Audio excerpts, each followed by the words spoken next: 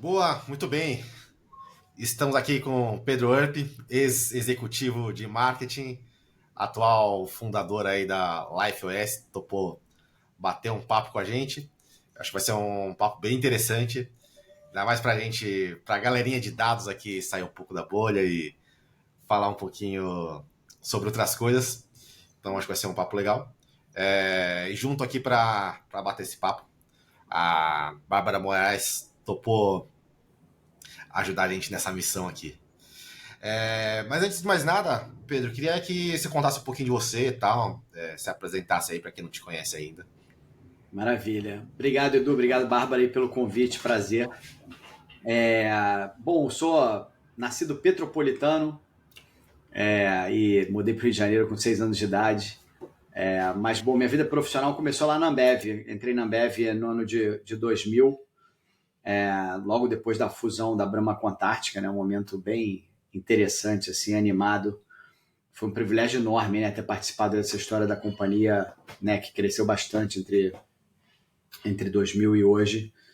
E basicamente fiquei na companhia quase a minha carreira inteira. Fiquei de 2000 a 2022. Eu tive quase 3 carreiras dentro da Ambev. Eu comecei na área de fusões e aquisições e saí da área de fusões e aquisições em 2009. Depois eu comecei uma carreira lá em marketing. E aí eu, né, saí de lá como CMO da companhia em 2022. Mas em 2015 eu também acumulei outro cargo, que era a ZX Ventures, né, que era a nossa área de capital de risco, nossa área de venture capital, de inovação, e tive essa terceira carreira aí também, mais em tecnologia e inovação. Então, essa é a minha história. Saí da Ambev e pensei muito sobre próximos passos, né, que eu gostaria de fazer. E eu era um amador, né, na ciência da felicidade desde 2016, quando meus filhos nasceram, e eu posso contar um pouco mais dessa história depois. E comecei a estudar, né, comecei a me aprofundar. E aí, esse ano, ano passado, na verdade, né, 2023, a gente fundou a LifeOS, aí, que é uma plataforma de tecnologia ajudando as pessoas a terem uma vida mais feliz e realizada. Pô, maravilha, muito bom. Eu acho que foi, talvez, na minha ignorância aqui, primeira vez que eu ouvi falar de ciência da felicidade foi com a Marcela, né? Nosso contato comum. E, pô, achei impressionante que existisse já tantos estudos aprofundados. E, pô, queria saber exatamente disso, assim, como é que esse tema chegou na tua vida e como é que você decidiu, né, se aprofundar nesse tópico. Essa foi uma jornada que começou, uma jornada muito pessoal. Assim, minha esposa engravidou em 2016 e, e engravidou de gêmeos, e ela teve uma gravidez super complicada. Teve uma série de problemas na gravidez, né? Teve restrição do crescimento do meu filho no útero, depois ela teve pré-eclâmpsia durante a gravidez, então é uma época de bastante estresse, assim, e tinha uma probabilidade, né, de ter algumas das crianças ter algum problema de saúde, né, porque foi, enfim, um monte de problema, nasceram prematuros, e quando você tem filho, né, o que você quer é que seus filhos sejam saudáveis, né, essa é a coisa, assim, que você mais, né, mais almeja, e eu tava vivendo um pouco um cenário que isso não ia se realizar, né, e que eles provavelmente iam ter alguma consequência, alguma sequela desse processo complicado. E, né, na minha reflexão bom, né, se eles não forem, né, totalmente saudáveis e tiverem algum problema, eu gostaria que eles fossem felizes. E eu sou meio nerd, eu comecei a, né, buscar uns papers, assim, alguns estudos sobre crianças com deficiência e felicidade. E para mim foi super surpreendente, porque fizeram estudos, por exemplo, com crianças que nasceram com problema de audição e mostraram que algumas dessas crianças, na média, eram mais felizes que a média da população, por uma série de fatores, né? Porque, primeiro, a criança não tem um histórico, né? Então, não é que ela perdeu alguma coisa, ela nasceu assim. Ela também desenvolve outros superpoderes, né? Para compensar um pouco, né, a surdez e, enfim, desenvolve outras habilidades que talvez outras crianças nem tenham tão desenvolvidas. E depois também tem uma acomodação, assim, né, da sociedade. Então, eu fiquei super interessado. Bom, aí, assim, quase que por milagre, as crianças não tiveram nenhuma consequência de saúde, são ótimos, estão com 7 anos hoje e enfim, estão super bem. Mas eu entrei nessa de felicidade, né? E aí eu comecei a estudar mais por hobby, né? Por curiosidade. A ciência da felicidade é uma ciência muito recente, né? Se você olhar assim, os primórdios da ciência da felicidade vêm através da psicologia positiva, que surgiu lá na década de 90, quando começou a se aplicar método científico, né, a se descobrir o que o ser humano fazia de bom, né, e o que fazia os seres humanos florescerem. E a ciência da felicidade, na verdade, eu acho que é uma evolução um pouco da psicologia positiva, que ela, na verdade, traz o método científico, mas ela também junta várias ciências, né? Ela traz a psicologia positiva, mas também traz biologia evolutiva, traz neurociência, traz ciência comportamental, e basicamente eu estudo, né, aplicando o método científico de como as pessoas podem ser mais felizes, né? E aí na minha transição da EBI, eu sabia que esse era um pouco o meu chamado, né? Eu apesar, né, da ciência ter evoluído muito, eu observava como é que o mundo estava ficando mais ansioso, mais deprimido, problema de engajamento no trabalho, né, um monte de coisa acontecendo, isolamento social, né, principalmente entre os mais velhos. E eu me perguntava, pô, como é que pode a ciência estar evoluindo tanto, né, mas o mundo caminhando na direção contrária? E aí a nossa hipótese é que isso é um problema de produto, né? Muitas coisas que surgem na ciência, né, blockchain, né, a própria internet, inteligência artificial, os LLMs e tal, essa coisa geralmente surge, né, no mundo acadêmico e demora um tempo até elas migrarem para produtos em escala, né? E a nossa hipótese é que isso está acontecendo com a ciência da felicidade, né? A ciência é muito recente e ainda não tem produto, então esse é um pouco do que a gente resolveu fazer. Pô, muito legal, muito interessante. Dentro dessa parte mais científica mesmo, qual que é o conceito de felicidade, né? Qual que é o... Como é que você coloca essa definição dessa palavra tão abstrata? Esse é um dos problemas de felicidade, né? Que as pessoas têm diferentes definições, né, de felicidade. Eu vou te falar os dois extremos, assim, né? E depois eu vou te falar assim, as mais usuais, né? Tem uma felicidade que muita gente entende como felicidade, que é felicidade hedônica, né? O que é felicidade hedônica? É você tentar maximizar seus momentos de prazer, né? E evitar sofrimento, né? Que é o hedonismo, né? É entender que a felicidade é uma sensação, né? Uma sensação momentânea e para ser feliz você tem que tentar maximizar esses momentos. No outro extremo, tem a definição de felicidade eudamônica, né? Que é uma coisa mais aristotélica, que basicamente define felicidade como você viver uma vida com propósito, né, uma vida com significado, uma vida, né, que tenha uma certa realização, né, e uma certa sensação de contentamento, que é uma felicidade muito mais profunda e muito mais duradoura. Né? Assim, a ciência vem apontando que você perseguir uma felicidade eudamônica, ela pode ser sustentável, e a felicidade hedônica geralmente leva para a infelicidade a longo prazo, né? Se você tenta ter prazer o tempo todo. Tem uma filósofa americana, Ellen Keller, que eu gosto muito, que fala que a felicidade não é a ausência de sofrimento, é a habilidade de lidar com ela. Porque todo mundo tem sofrimento na vida, né? Então, hoje, de novo, é uma dificuldade da ciência, né? Porque tem diferentes definições de felicidade, mas as definições mais usadas, né, no campo acadêmico são mais perto de uma felicidade eudamônica, que é um sentido que tua vida, no geral, né, tá bem, mas também alguns deles incorporam um balanço positivo entre emoções positivas e negativas. Né? Pô, muito legal, profundo. E uma coisa que... Pode falar, Bar. Não, não, eu ia perguntar pro Pedro.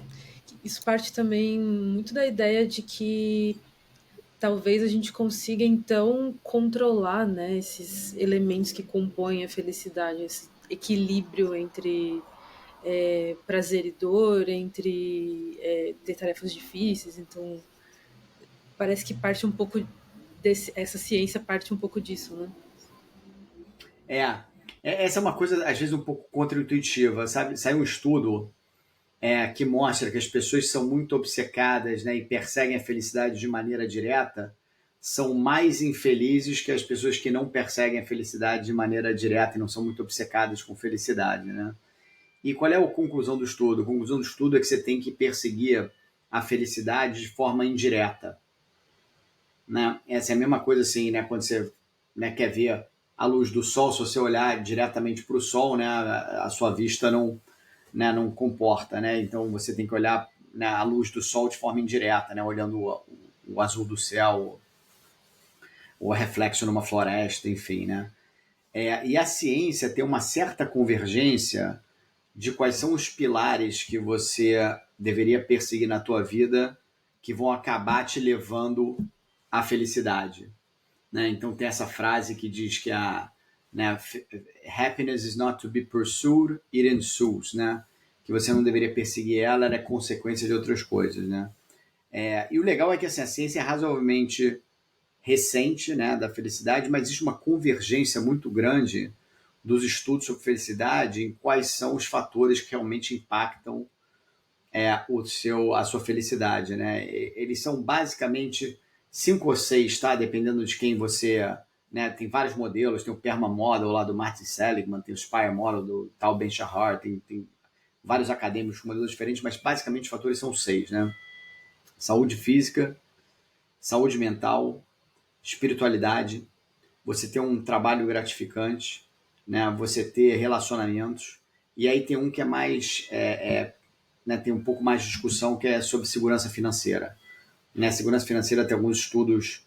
Os estudos convergem no sentido de que falta de dinheiro traz infelicidade, mas aí sobre mais dinheiro trazer mais felicidade tem estudos né, que são um pouco divergentes.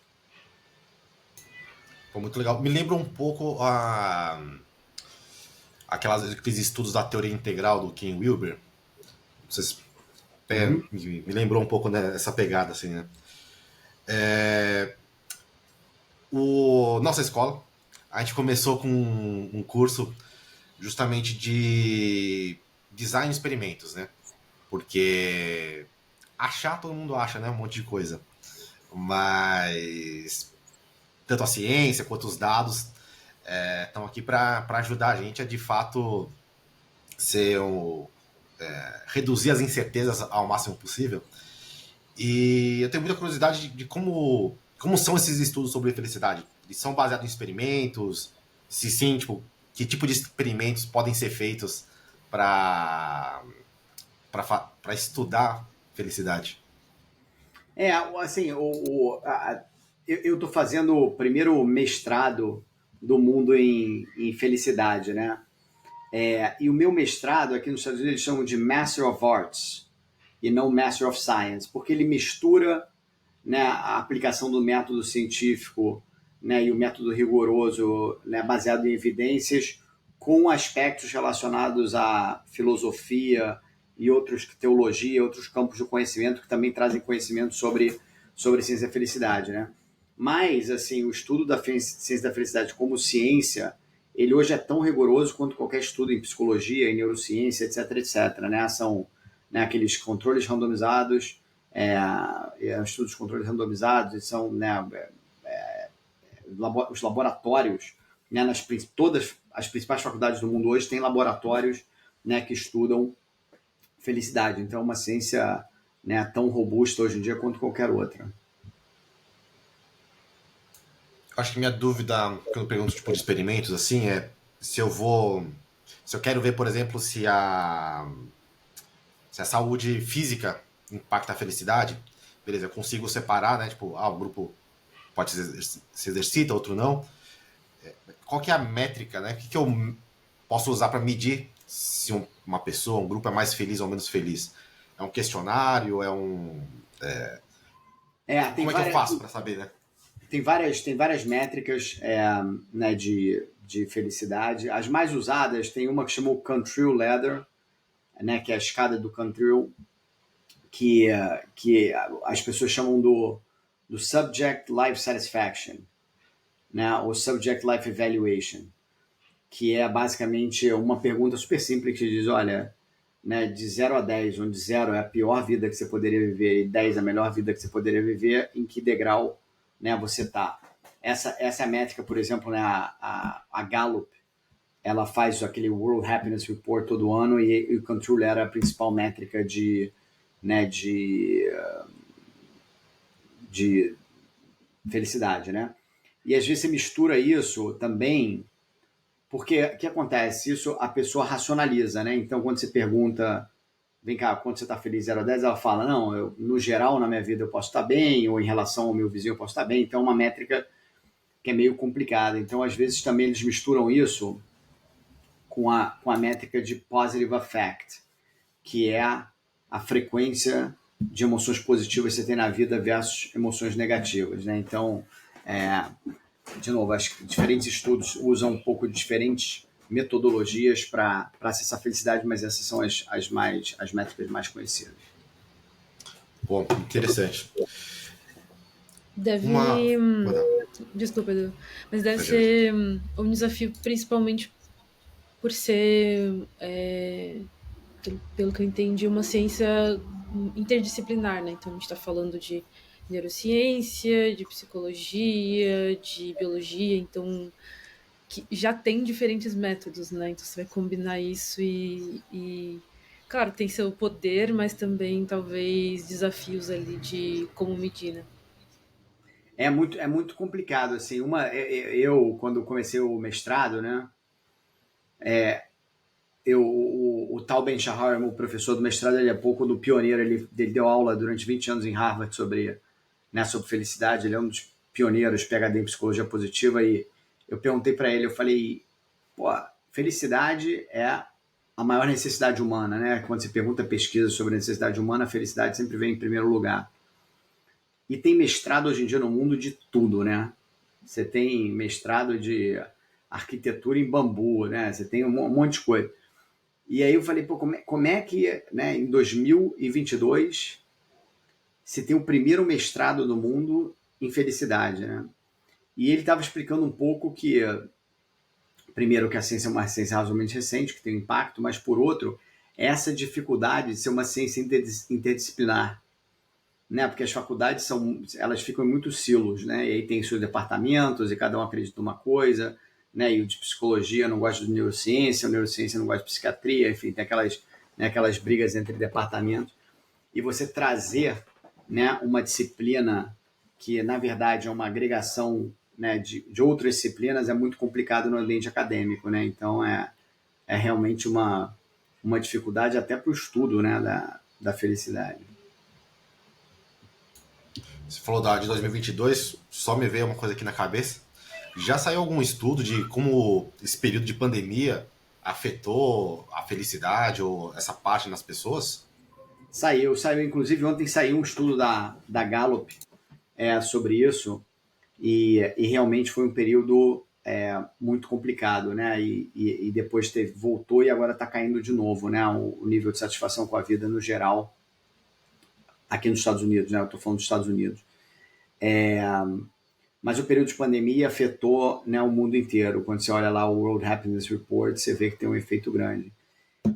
Qual é o, né, dos pilares, né, que a gente comentou que te trazem, né, bem-estar e felicidade? O pilar mais impactante, mais importante é o pilar de relacionamento, né?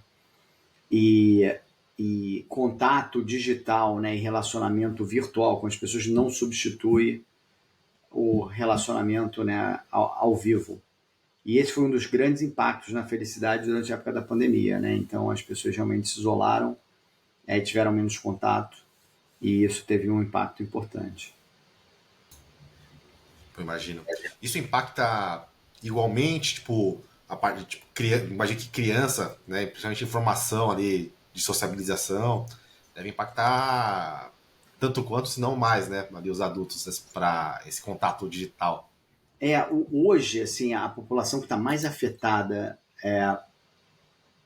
pela questão de relacionamento é o público mais velho, né? O mundo está envelhecendo e tem um impacto brutal da solidão na felicidade. Não só na felicidade, mas mas também em saúde, né? Então, tem um estudo que mostra que se você se sente solitário na sua velhice, isso em termos da sua saúde é tão detrimental quanto você fumar 15 cigarros por dia. Tem o Vivek Murthy aqui, que é o General Surgeon aqui dos Estados Unidos, né, que substituiu o Fauci, que estava na época da pandemia.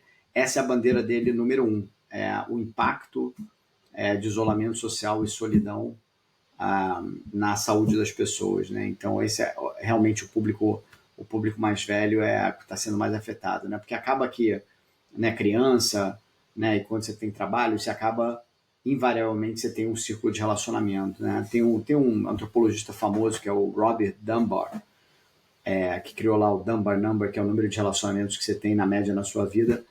Ele escreve que assim, o círculo de 5 pessoas que te envolve é realmente o mais importante para a tua, né, saúde mental, para a sua felicidade.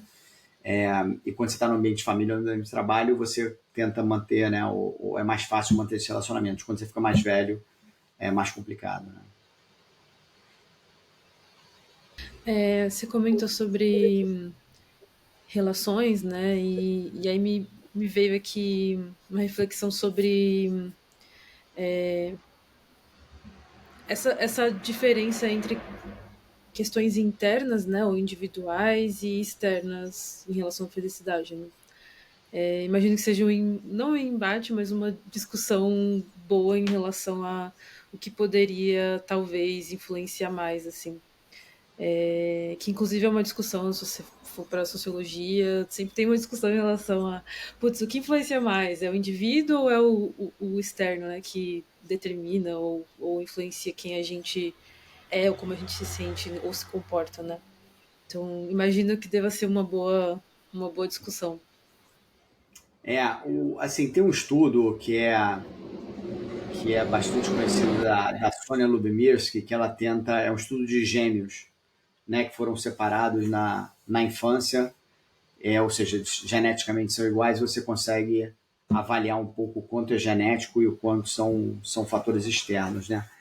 A diferença de felicidade entre as pessoas, né, esse estudo aponta que ele é 50% genético, né, a tua felicidade depende muito da tua genética, ele é 40% as tuas atitudes e as tuas rotinas do dia a dia, e ele é 10% circunstância, né, onde você nasceu, né, o contexto que você está inserido, etc. O que foi muito surpreendente, né, porque todo mundo, as pessoas têm uma tendência natural a culpar, né, o ambiente, as circunstâncias à sua volta, e na verdade genética e o que você faz no seu dia, o que você opta por fazer e decide fazer no seu dia a dia tem um impacto muito maior do que onde você está inserido. Bom, interessante. O, já puxando esse gancho, vendo tanto o material do site quanto do próprio aplicativo, uma coisa que aparece bastante é potencial humano. Como que essas coisas se relacionam de felicidade e potencial humano? Como que a gente pode também não cair na armadilha sabe, a armadilha da produtividade? Ah, preciso estar produtivo 100% do meu tempo e não cair nessa armadilha tentando alcançar melhor nosso potencial, né? Essa é uma ótima pergunta, né? Você tem diferentes estratégias, tá, para perseguir a felicidade, né? Então, por exemplo, os budistas, né, eles acreditam que você atinge a felicidade através do desapego, né, ao detachment. Se você não se apegar emocionalmente ou materialmente a nada, né, o que você perde, né, o que você não tem, aquilo não te afeta, né? Então é muito a teoria a felicidade está dentro de você, a felicidade está no aqui, né? A felicidade está no agora, tem a ver também um pouco com mindfulness, né? Esse tipo de coisa. Isso é complicado, você pode se treinar, né? Os monges budistas realmente, na média, são mais felizes que as pessoas normais, porque eles se treinaram, né, a não se atachar, né, a não se apegar às suas emoções e coisas assim. Mas isso, na verdade, é uma estratégia eficiente, mas é uma estratégia que é difícil implementar e não funciona para muita gente, né? Qual é uma outra estratégia que a gente vê muito? é a estratégia da pessoa atrelar a sua felicidade ao conquistar, né? Comprar aquela casa, ganhar aquela promoção, casar com aquela pessoa, comprar aquele carro. Isso é uma péssima estratégia de felicidade, né? Tem estudos que mostram que as pessoas nos Estados Unidos, essas coisas de conquista, elas te dão uma felicidade muito momentânea, mas você geralmente volta para a tua linha basal de felicidade num tempo muito rápido, e depois você quer mais, né? O que pode levar a vício, etc. Então tem um estudo, por exemplo, que ganhadores de loteria, na média, ficam mais felizes durante 8 meses. E depois eles voltam ao nível de felicidade que eles estavam antes de ganhar na loteria. Tem estudo, por exemplo, na Alemanha, né? Os alemães têm um sonho de comprar casa própria, né? Parece que é um dos maiores sonhos assim, entre o jovem alemão é comprar casa própria. E, de novo, 7, 8 meses entre o alemão, né? O alemão compra casa própria, fica mais feliz, depois volta ao nível basal. Então, você também atrelar a tua felicidade a conquista pura, principalmente a conquista material, também é uma estratégia complicada. O que é uma estratégia que a ciência vem mostrando que funciona melhor? Ela, na verdade, é o meio do caminho entre essas duas estratégias. É uma estratégia de tentar achar a felicidade caminhando em direção ao seu potencial humano. Ou seja, caminhando em direção à pessoa que você quer e você pode se tornar, né? E aí que reside um pouco da felicidade, né? Isso não precisa ser só no aspecto profissional ou dinheiro, né? Eu quero ser o melhor pai. À medida que você está progredindo na direção de ser o melhor pai e você está né, tendo um sentimento positivo na jornada, isso traz uma felicidade enorme, né? Quero ser o melhor membro da minha comunidade, quero ser uma pessoa espiritual, quero ter saúde física.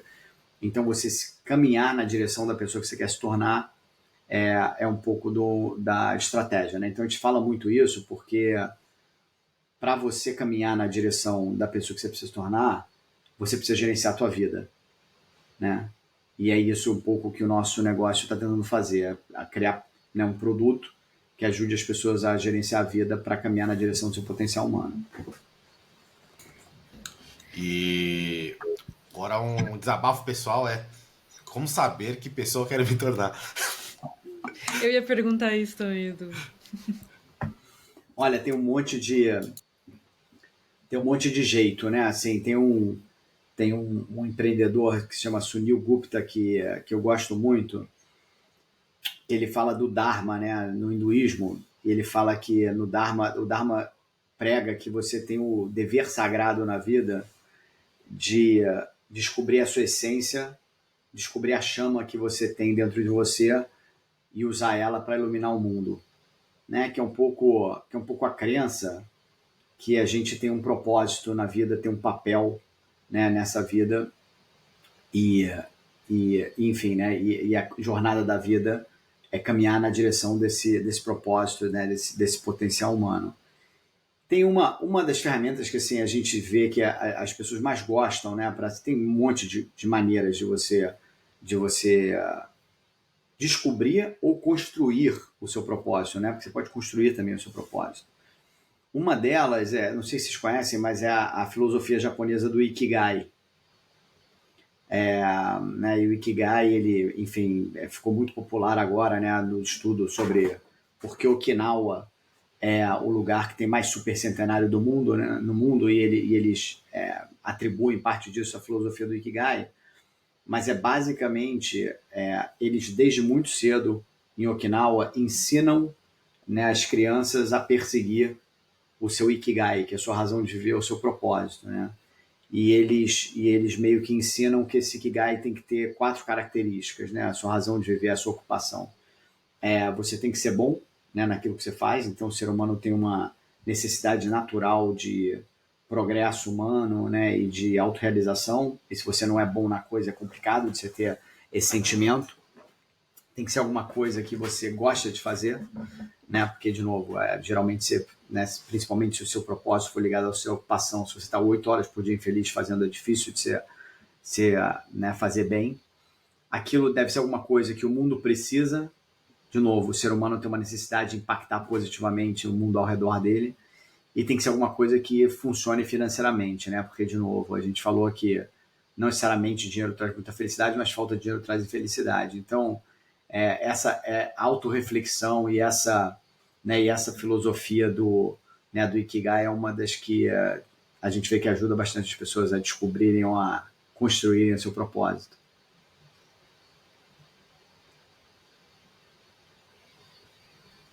E aí, tô pensando aqui no que você trouxe de propósito, de trabalho e essa relação com, enfim, gostar do que você faz e não necessariamente fazer só por dinheiro, enfim. Como você acha que a gente poderia começar a pensar em se desenvolver pessoalmente ou profissionalmente, equilibrando esses pratinhos, né? Isso é uma muito boa pergunta, né? Tem um livro muito bom do Marcus Buckingham, que trabalhou muito tempo na Gallup, que chama Work and Love. E ele é muito sobre como você acha amor no seu trabalho, né? E você se apaixona pelo seu trabalho e tal. Isso é uma coisa importante, né? Assim, se a gente pensar, de novo, o ser humano tem uma necessidade de progresso, de contribuir para o mundo, né? De fazer alguma coisa que faça a diferença. E isso geralmente exige que você faça aquilo muito bem, né? E fazer alguma coisa bem, né? A Angela Duckworth, né? Ela escreveu lá o livro Grit. Para fazer alguma coisa muito bem, você precisa de paixão e você precisa de perseverança. Por quê? Porque quando você está querendo construir algo novo, está querendo contribuir, ou está querendo fazer alguma coisa bem, você fazer aquilo bem quase requer uma obsessão por aquela coisa. E se você não tiver paixão, vai ser complicado você fazer aquilo muito bem, né? Então, assim, esse meu negócio novo agora, né? Eu sei lá, eu passo 4 horas, 5 horas por dia estudando, né? Estudando e trabalhando em produto, etc. Mas às vezes eu acordo de madrugada pensando nele, né? E esse é um nível, assim, meio que de paixão que você tem que ter pelo que você faz para você achar alguma coisa realmente diferente que mude, né, o status quo. Então essa é uma coisa bem, né, bem importante. Agora, esse é um privilégio enorme, né? Você conseguir alinhar o seu trabalho com o seu propósito pessoal e o que você acha que você nasceu para fazer é um privilégio para poucas pessoas, né? A pessoa que é um ambientalista, que vai trabalhar no Greenpeace, é uma pessoa que nem eu, né? Que enfim, começa um negócio em cima do propósito de vida que tem. A maioria das pessoas não tem esse privilégio, né? E aí tem dois grupos, né? Tem um grupo que ele não necessariamente o propósito da companhia que ele trabalha é o propósito pessoal dele, mas ele perseguia, né, o propósito pessoal dele ajuda a empresa e a empresa perseguir o seu propósito ajuda o profissional, né? Então, eu quando entrei, né, na Ambev, eu era apaixonado por economia e por fusões e aquisições, né? E o meu sonho era ser o melhor profissional de fusões e aquisições que eu pudesse ser, enquanto garantia minha segurança financeira, né? Esse era, assim, era o meu drive naquela época, né? À medida que eu fazia isso, eu ajudava a companhia a atingir o seu propósito, que na época era ser a maior e melhor companhia de cervejeira do mundo, né? Porque se eu fizesse bem M&A, né, e fosse um profissional espetacular, a companhia ia crescer, né, e ia ajudar o propósito. E à medida que a companhia crescia, né, e evoluía e tentava ser a melhor companhia cervejeira do mundo, isso me dava mais oportunidade profissional para ser uma pessoa de M&A mais capacitada, né, com mais oportunidades, etc. Então, essa situação, né, que existe uma convergência, né, e um auto-reforço entre seu propósito pessoal e o propósito da companhia que você trabalha, é algo da maioria das pessoas deveria ser. Agora, tem um terceiro, né, grupo, né? Então tem as pessoas que propósito pessoal é igual a propósito de vida, o segundo grupo que é propósito pessoal consistente com o propósito da companhia, mas não necessariamente o mesmo. Tem um terceiro que é o problemático, que é quando o teu propósito de vida compete com o propósito da companhia que você trabalha. e quanto melhor a companhia vai e mais requer de você, pior é para você, e quanto mais você trabalha no seu propósito, pior é para a companhia, né? Então, eu outro dia estava falando com uma pessoa, por exemplo, que era DJ e a paixão da pessoa era ser DJ e a pessoa tinha convicção que o propósito de vida dela era trazer felicidade para as pessoas através da música, mas a pessoa trabalha numa empresa na contabilidade, né? E a pessoa não gosta de contabilidade, ela entrou em contabilidade porque pagava as contas, enfim, né?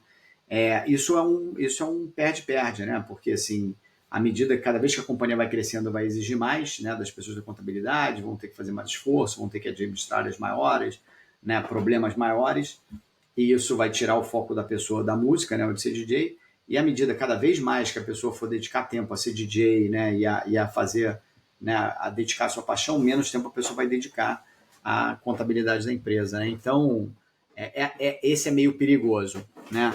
Esse é meio perigoso porque, de novo, né? Sempre vai ter alguém que é apaixonado por contabilidade, né? Sempre vai ter alguém que tem aquilo ali como paixão, aquela pessoa vai ser promovida, vai ganhar e na verdade, você vai acabar, né? Num beco sem saída, né?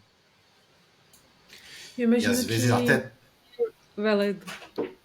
Eu ia falar que às vezes até tá alinhado, mas tem, acho que talvez entre um quarto grupo. Tem até uma piada, né? Que é o. Trabalhe com o que você ama, e você nunca mais amará nada na vida, né? Então, às vezes a pessoa até gosta, mas só que a empresa tem o drive dela de crescimento, de lucro e tal. E às vezes não é a pegada que a pessoa. Ela até tá fazendo aquilo que ela gosta, mas não nos moldes que ela gostaria, né? Então. Isso é verdade. Mas assim, né, a gente, empreendedor, também sabe disso, né? Todo mundo tem um pouco da ilusão que, à medida que você vai subindo na hierarquia corporativa, né, os problemas vão se solucionando e você vai mandando, né? Então você vai ter as decisões que você quer, né? E vai poder exercer mais da tua autonomia. Ou se você sair da empresa e for empreendedor, você vai fazer o que você quiser. Isso é parcialmente verdade, né? Não é tão verdade, né? Às vezes você sobe na hierarquia da empresa, você sempre tem um chefe, né? Você sempre tem problemas, você sempre tem. Então, isso é verdade, mas às vezes as pessoas se iludem, né, um pouco do teu trabalho perfeito, né? E ter a coisa que ela seja 100% feliz e que seja aquela coisa que ela nasceu para fazer. Isso talvez aconteceu com o Jay-Z, mas como aqui ninguém é o Jay-Z, temos que ser mais realista, né? Eu ia perguntar sobre. Você falando de propósito e potencial, se ele pode mudar com o tempo e se sim, né? Como que essa felicidade vai se transformando com a nossa idade, né? Se Pode ser. essa definição muda, né, com o tempo. Isso é uma ótima pergunta. E a resposta é sim. Né? O propósito tem que mudar, com o seu contexto de vida.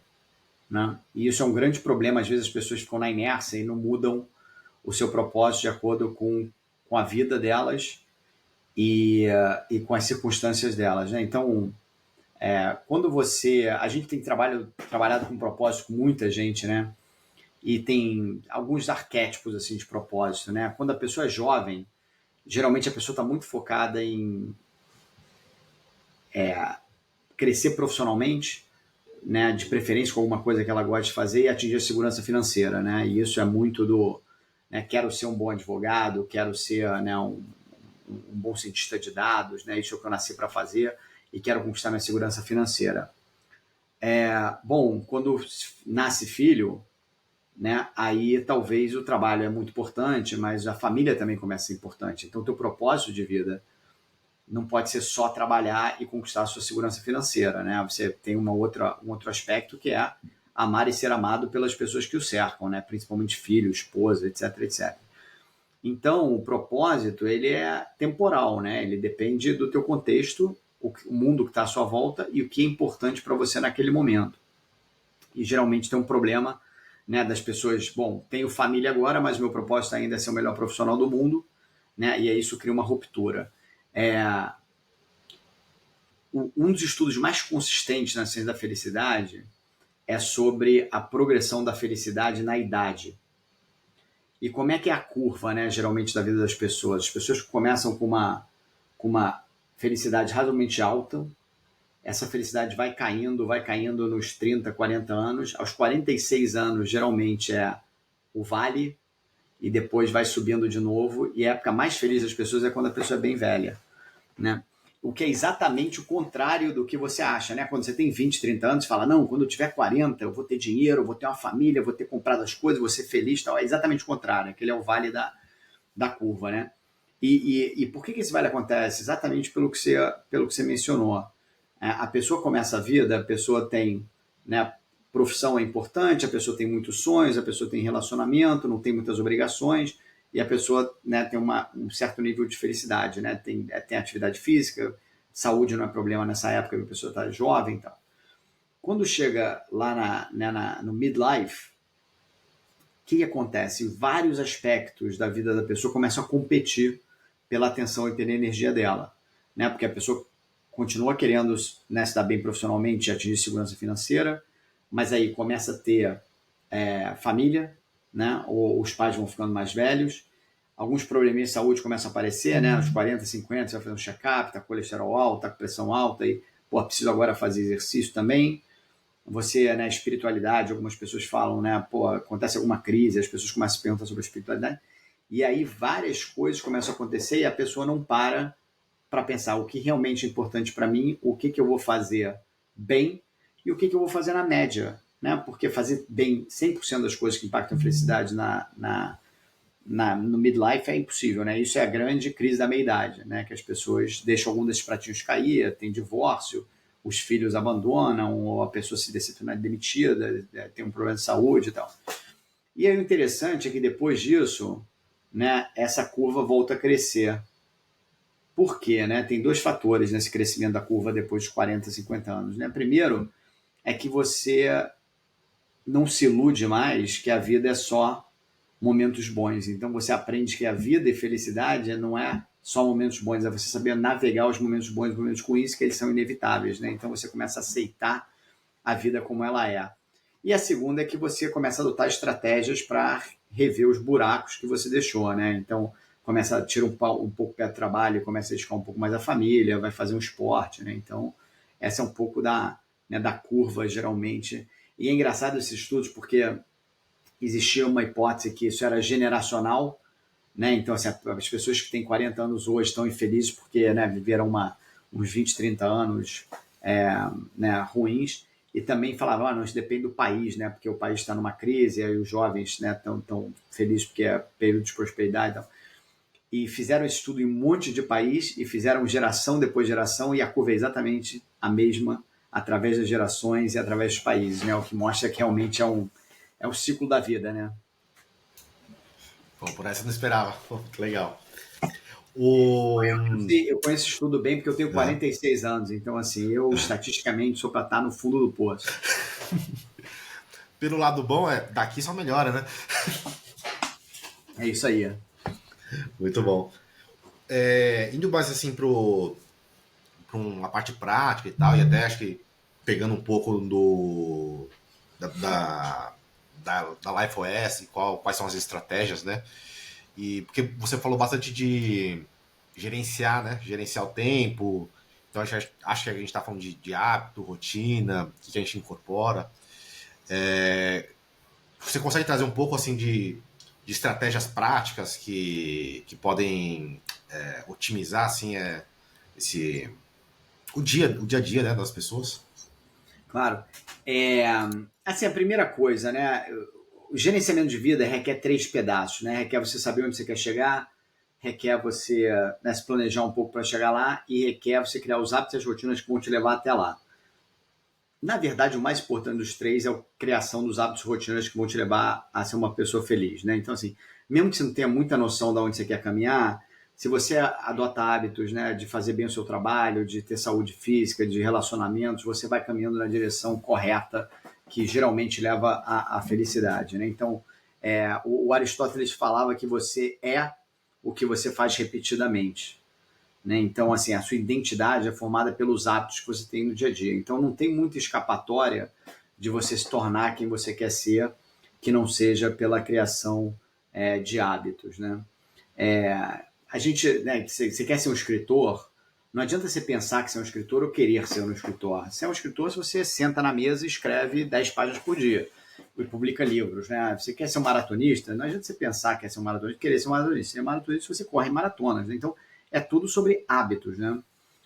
E aí, ciência comportamental e ciência também de criação de hábitos evoluiu muito, muito, muito nos últimos anos. Então, hoje, se tem um grande conhecimento sobre como criar hábitos que são mais eficazes e eficientes para transformar a sua vida, né? Então, a gente trabalha lá com chama o Habit Design Lab de Stanford, que é um departamento lá na Universidade de Stanford, que estuda só isso, né? Estuda a criação de hábitos.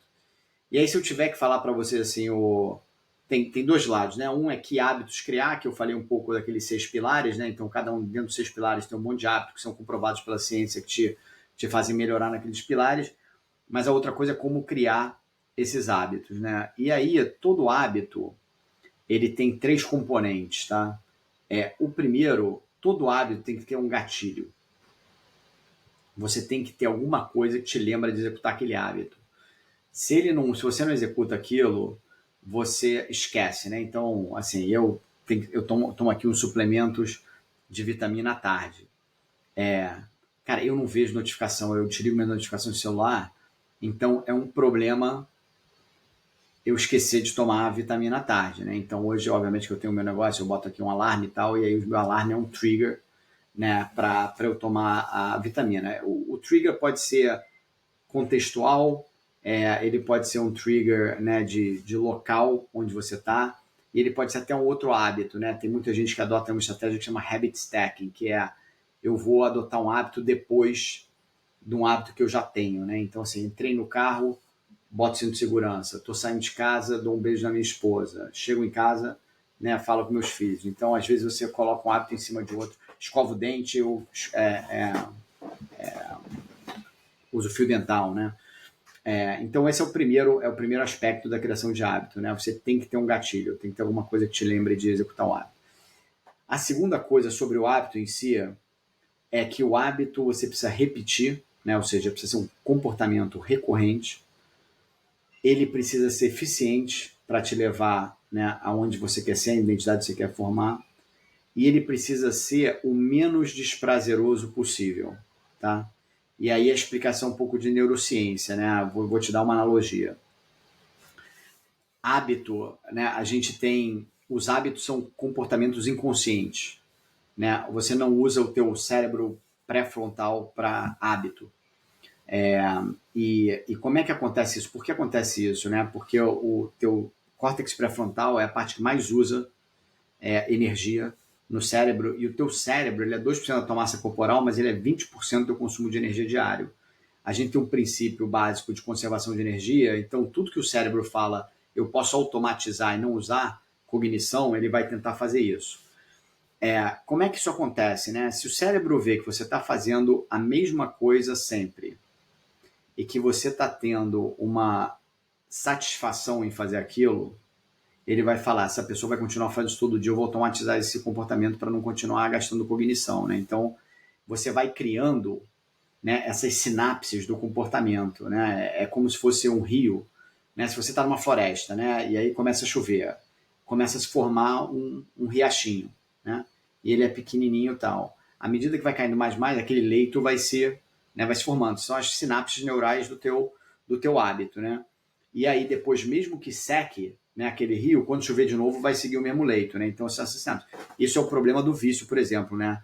Uma vez que você criou o vício, que o leito está formado. Uma vez que você bota de novo água, ele cai no mesmo rio, né? Então, às vezes, o vício é ruim de largar porque é difícil de você desfazer a sinapse. A sinapse fica dormente, mas ela não...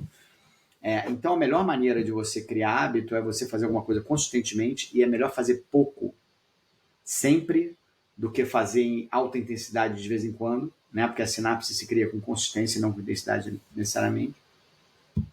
Ele tem que ser eficiente, né, para você atingir seu objetivo. Então não adianta você falar, não, vou tomar desinchar para perder peso, né? Tem estratégias que não funcionam. e ele precisa ser o menos desprazeroso possível, né? Se é uma coisa que você tem muito desprazer fazendo, o teu cérebro vai falar, não sei se esse cara vai continuar fazendo isso porque é desprazeroso, então ele não vai automatizar esse hábito, né? Então esse é o segundo componente, que é o comportamento repetido.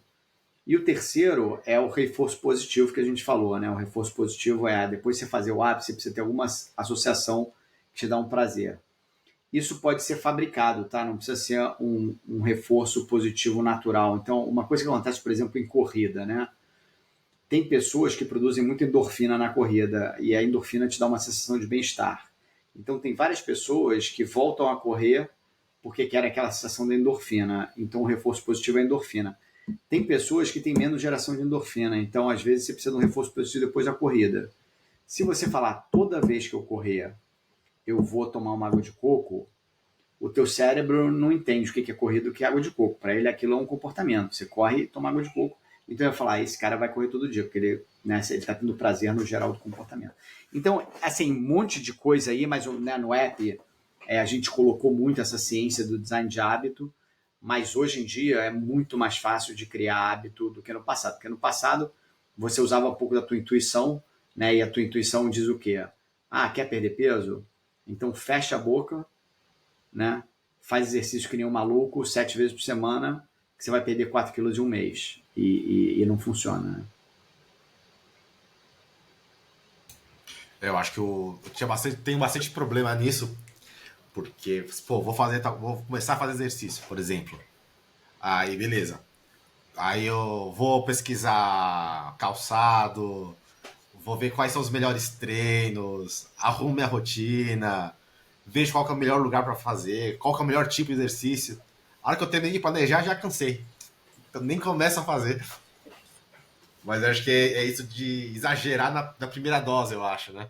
É exagerar na dose. Tem assim, tem uma estratégia, né? Assim, você gosta de começar a correr ou exercício de academia, ele é um hábito complicado porque, na verdade, ele requer várias mudanças de hábito ao mesmo tempo, né? Então, quando você vai correr de manhã, por exemplo, geralmente você tem que acordar cedo, o que já é uma mudança, né? Então, você tem que acordar uma hora mais cedo, alguma coisa do gênero. Depois, você tem um deslocamento, né, para academia. Você tem que sair, tem que ir para um lugar, enfim, né? Uma coisa chata, tal. E depois você tem a exaustão, né? O cansaço que você tem fazendo exercício na academia, né? Uma das técnicas, né, de ciência comportamental é você quebrar a criação de hábito nos 3 hábitos que eles são. Então, quer saber? Você quer ir na academia? Não compra tênis, não faz nada. Faz o seguinte, começa a acordar todo dia às 5 da manhã. Aí você fica 1 ou 2 semanas. Uma vez que esse hábito está incorporado, aí você passa para o segundo, vai às 5 da manhã, pega o carro, vai para a academia, sobe na esteira e se não quiser correr, não corre. E aí você se acostumou. E aí, 3 semanas depois, você começa a correr. Então, de novo, tem uma literatura enorme aí sobre essas técnicas que são, né, super interessantes.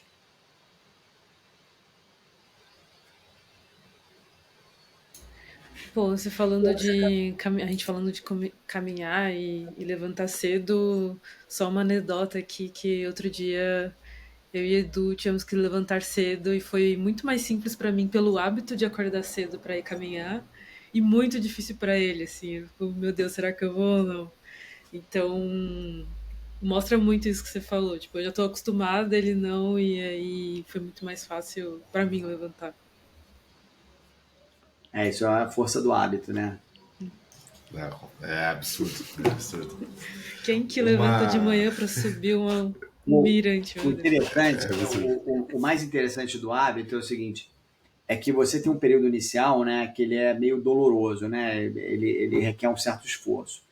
Depois ele é, né, automatizado e aí você começa a sentir falta dele, né?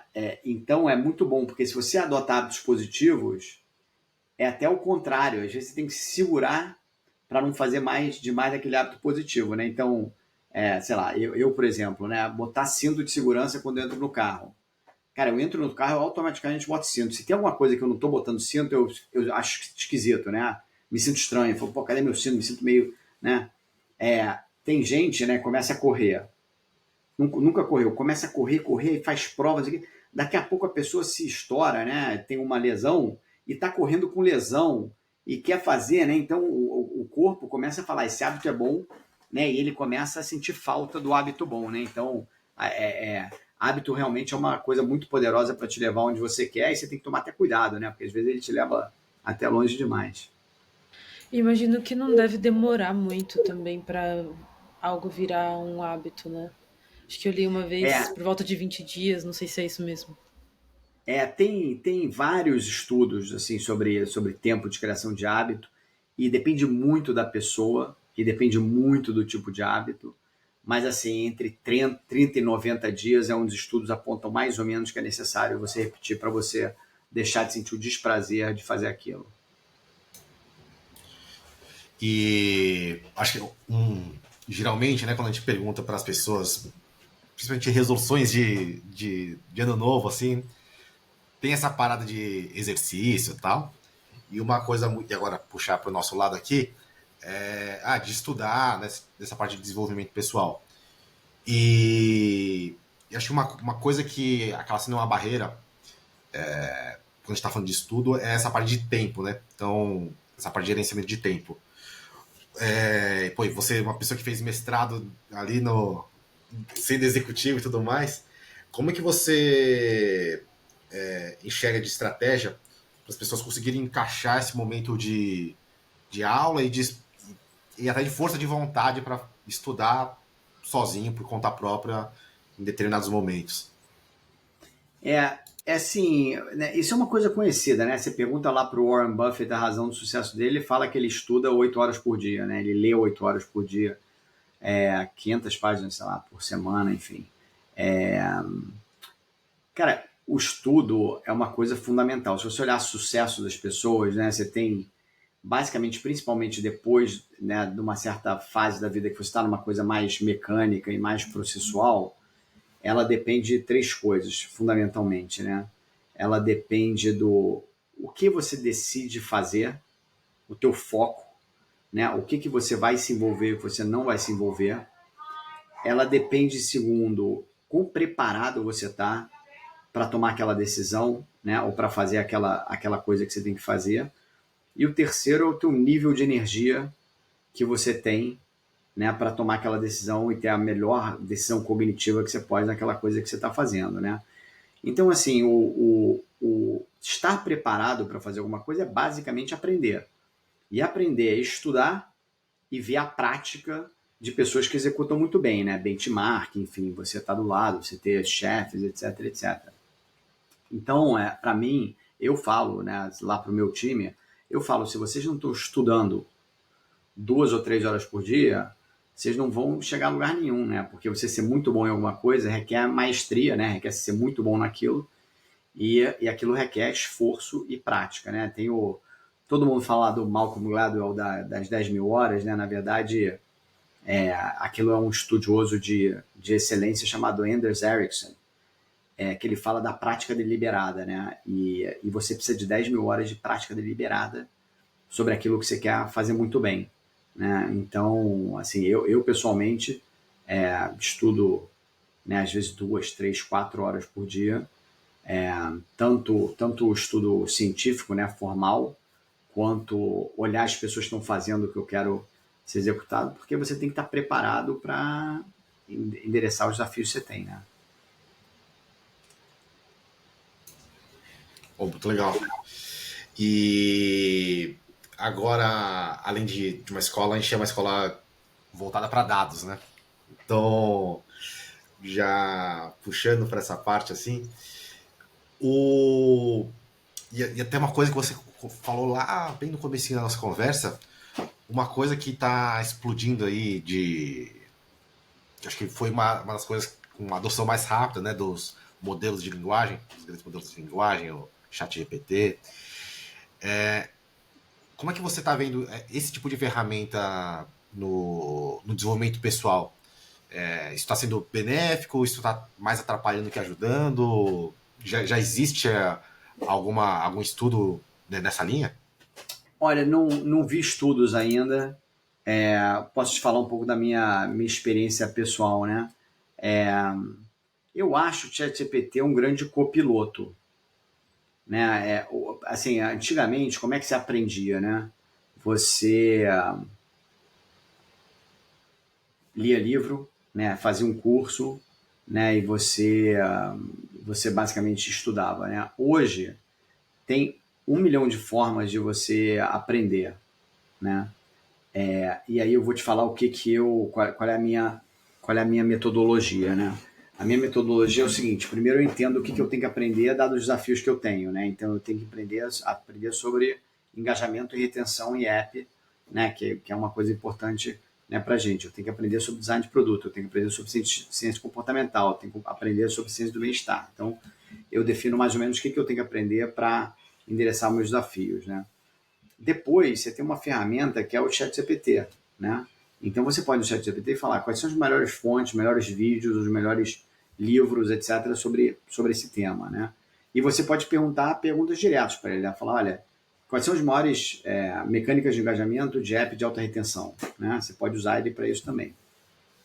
Depois disso, né, eu vou lá e começo a olhar YouTube Podcast, né? Assim, o que são as coisas que existem lá, né, sobre o tema geral. Cara, 90% dos temas hoje no mundo, você tem um TED Talk sobre o tema, né?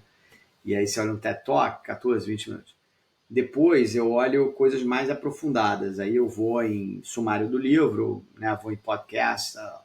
Depois disso eu vou para os livros, né? E aí e depois eu vou para os cursos, né?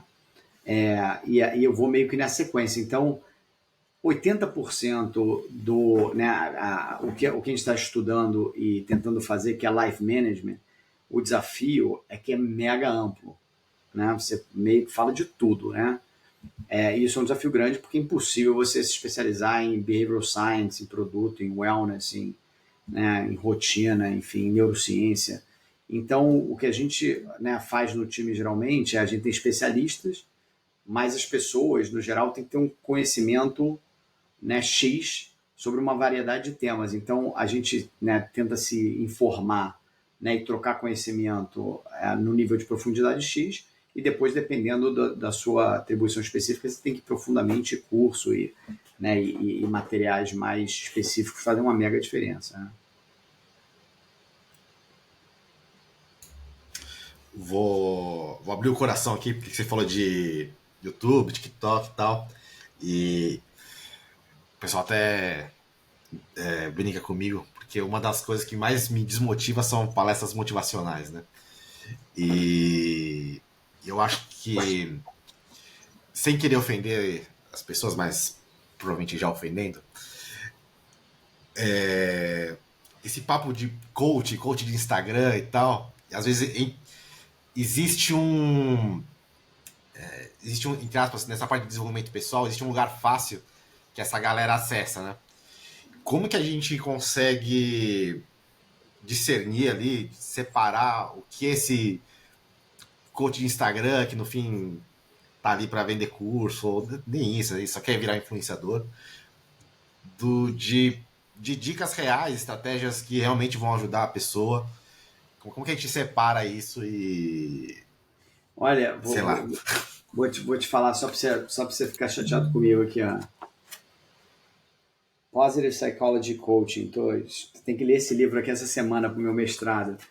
Cara, é uma pena, assim, porque coaching é uma estratégia mega comprovada, né?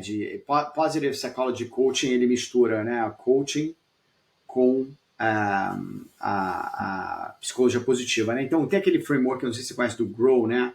Que é entender os goals da pessoa, a realidade onde ela está, as opções que ela tem, o willingness para ela fechar aquele buraco. E o Positive Psychology Coaching, ele mistura isso com opções de psicologia positiva, né? Quais são as intervenções provadas pela ciência. Assim, esse livro aqui tem uma página no sumário de 43 estudos com os benefícios de Positive Psychology Coaching. O que é o problema? O problema é que essa palavra coaching se, né, bastartizou um pouco, né, e qualquer influencer agora, né, um coach, etc. E também, como não tem muito, né, assim, tem faculdade, mas tem muita certificação, também coisa do gênero, a coisa ficou meio bagunçada, né, o que, de novo, é uma pena, né. O que eu olho geralmente, né?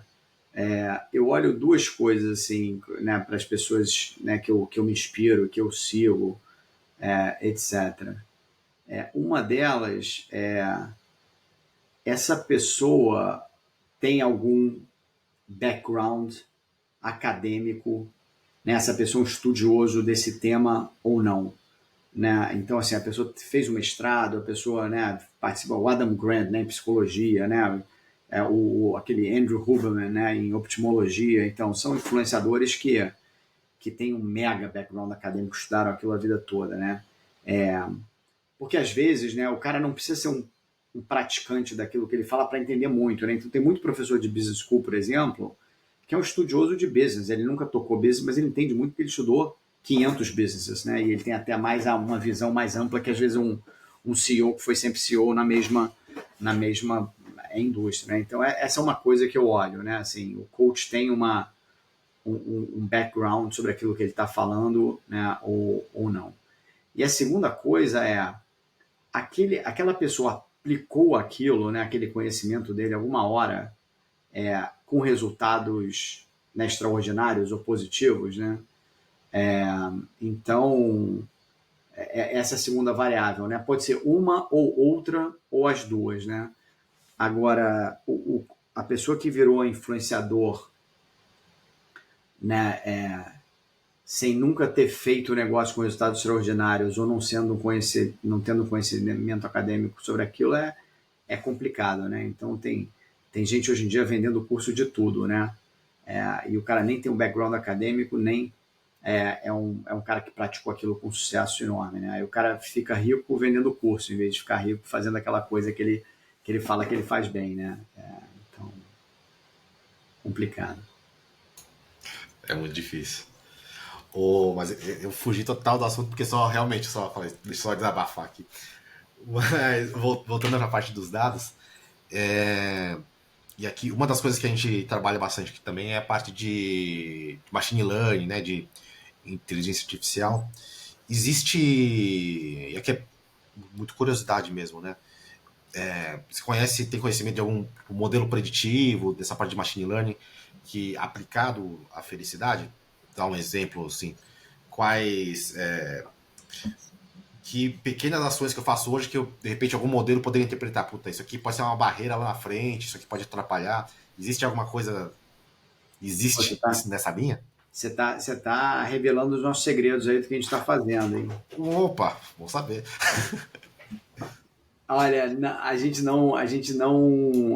eu não conheço, tá? Então é alguma coisa que a gente está fazendo de novo. Hoje em dia as intervenções de psicologia positiva e de ciência da felicidade são muito baseadas em experimentos de laboratório, né?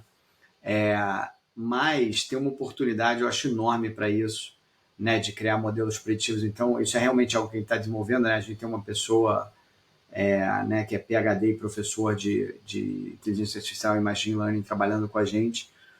E a gente tem, né, a gente mede o Control Ladder, né, que é a felicidade das pessoas, e a gente tem lá um questionário de 30 perguntas sobre os fatores que a ciência da felicidade, a ciência do bem-estar tem dito que influenciam é, a felicidade, né? E a gente já tem 50 mil pessoas que responderam esse questionário, né? Então a gente está começando a ter uma base, né, importante, e o time está começando a fazer nessas análises né, de fazer modelos preditivos, enfim, segmentar os consumidores, o que faz diferença para quem. Então a gente está nessa jornada aí. Não conheço ninguém que tenha feito ainda, mas a gente está animado. Pô, que nossa, super curioso aí para o futuro. Que o futuro aguarda aí para esses modelos. Legal. Eu tenho uma pergunta, eu acho que vai desviar um pouco do que você puxou, Edu, de dados, mas trazendo um pouco o que a gente tinha falado lá atrás sobre componentes externos e relacionamentos, né? Influenciando a felicidade. Tava pensando aqui um pouco mais nesse sentido de comunidade mais amplo, né? Então, o contexto que você tá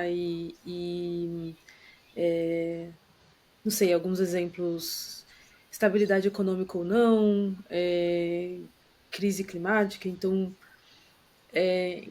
eu lembro de já ter lido a relação da felicidade, e aí você me traz, enfim, que a gente tem de conhecimento sobre isso, em relação à empatia e ter essa troca com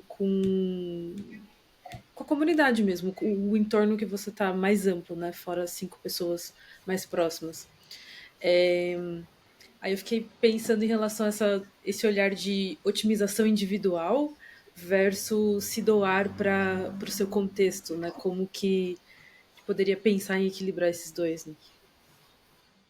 Essa é uma pergunta muito boa, assim, de novo, né, relacionamento é a coisa que mais prediz, né, a sua felicidade, e, e na verdade, comunidade te ajuda com as suas estratégias individuais de atingir a felicidade, né? Então tem vários estudos que, por exemplo, né, quando você quer fazer hábitos positivos e você divide esses hábitos com outras pessoas, a probabilidade de você alcançar, né, e executar esses hábitos é muito maior.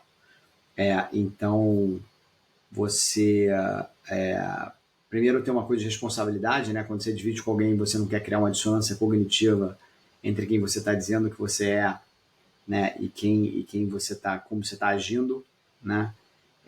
Ela funciona como suporte emocional, né? Ela pode funcionar como também uma pessoa que está no mesmo desafio que você e também vai te ajudar a achar soluções para os problemas que você achar, né, ao longo do caminho.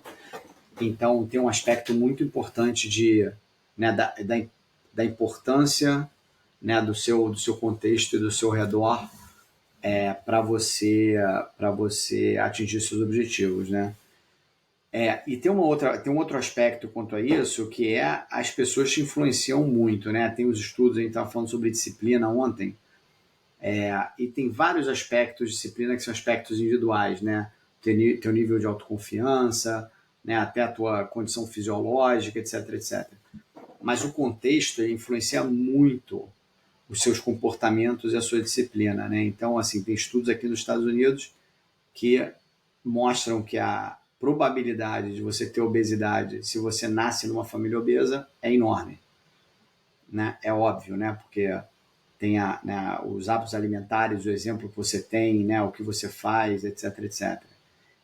A probabilidade de você ser um fumante, um dos maiores fatores preditores é se seus amigos são fumantes ou não são fumantes, né? Isso também faz uma mega diferença.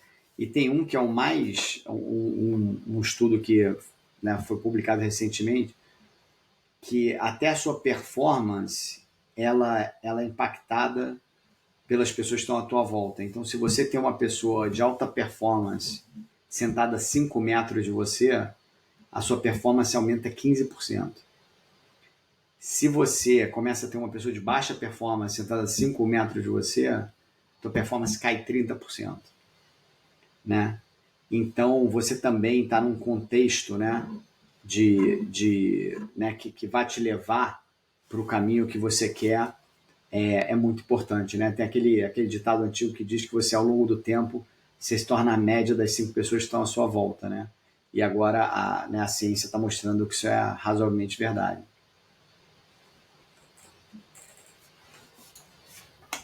Que bom com essa, hein? Muito bom.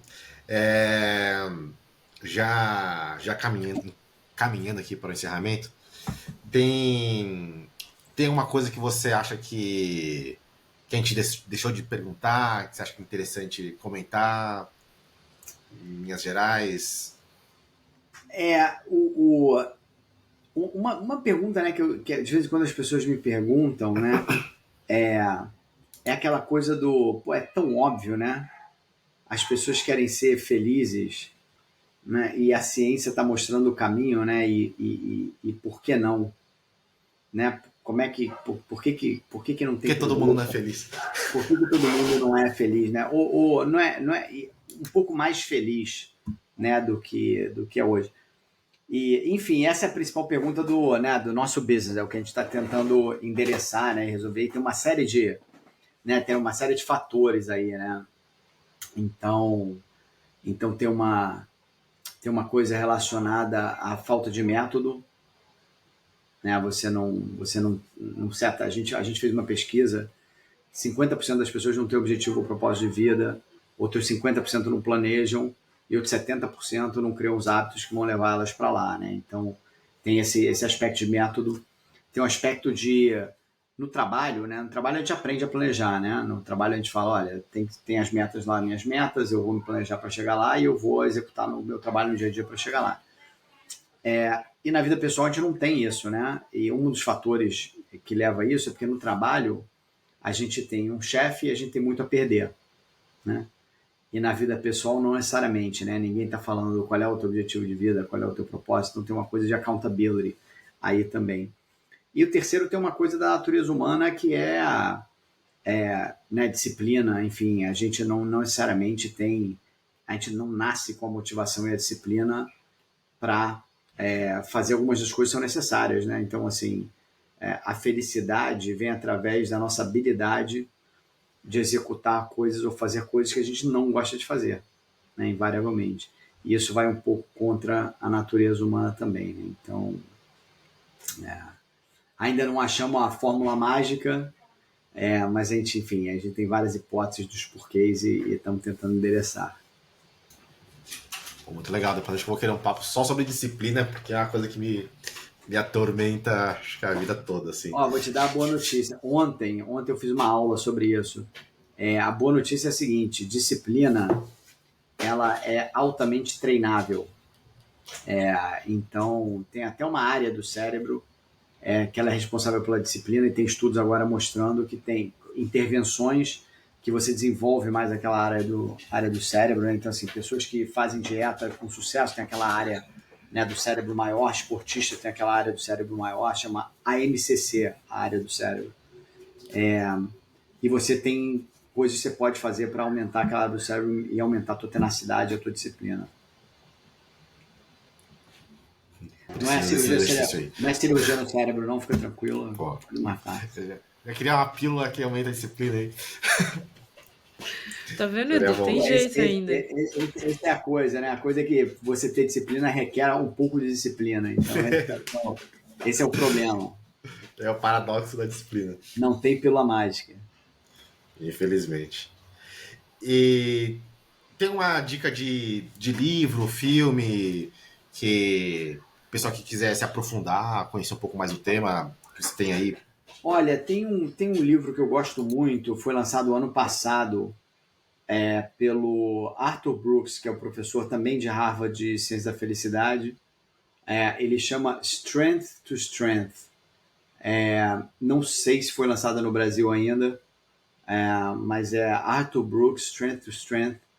E ele fala basicamente sobre essa transição, né, no meio da vida e como você pode fazer essa transição melhor e não necessariamente, né, tem que passar por esse vale. Então é um pouco né, do que ele aprendeu na Ciência da Felicidade sobre como gerenciar a vida melhor para você não passar por um vale, né, de felicidade. Caramba, muito bom, já quero ler. E, mais alguma pergunta? Eu ia perguntar, você comentou do podcast do Huberman Lab, né? Eu já ouvi bastante ele, gostei muito, e não sei se tem indicações similares, assim, nessa linha de ciência e saúde e felicidade, enfim. Tem um outro que eu gosto muito, que eu sigo, que é o Rich Roll, que é bem legal também. É um ultramaratonista que fala muito sobre performance, muito sobre felicidade, que é bem bacana. Que mais? Tem um podcast de uma pessoa chamada Brad Stulberg, que chama Growth Equation, que também é bem bacana. Eu estou dando todas as referências aqui em inglês, né? Então, que são as coisas que a gente escuta por aqui. Esses são os principais, assim, que são as minhas referências. Agora tem as ferramentas de viagem interativa que traduzem automático. Olha, tem um outro que é muito legal também, esqueci de mencionar. É um cara que ele tem uma plataforma que chama Heroic, né, de heróico, chama Brian Johnson. é muito legal também. Fala sobre muitas dessas coisas, né? De potencial humano, enfim. Pô, sensacional. Pedro, queria te agradecer muito pelo papo. Maravilha, gente. Foi um ótimo papo, adorei. Obrigado aí pelo convite. Espero Foi ter sensacional. ajudado. E fala pro pessoal, para Bá também, baixar o LifeOS. Tá disponível aí nas lojas de aplicativo. Já instalei, já fiz os passinhos ali. Tá bem legal. A interface tá muito intuitiva mesmo. Tá muito legal. E te parabenizar também pela iniciativa, assim. Obrigado. É uma iniciativa muito legal e que com certeza o mundo tá precisando muito. Maravilha. Life com Y. Lyfeos. Bem lembrado.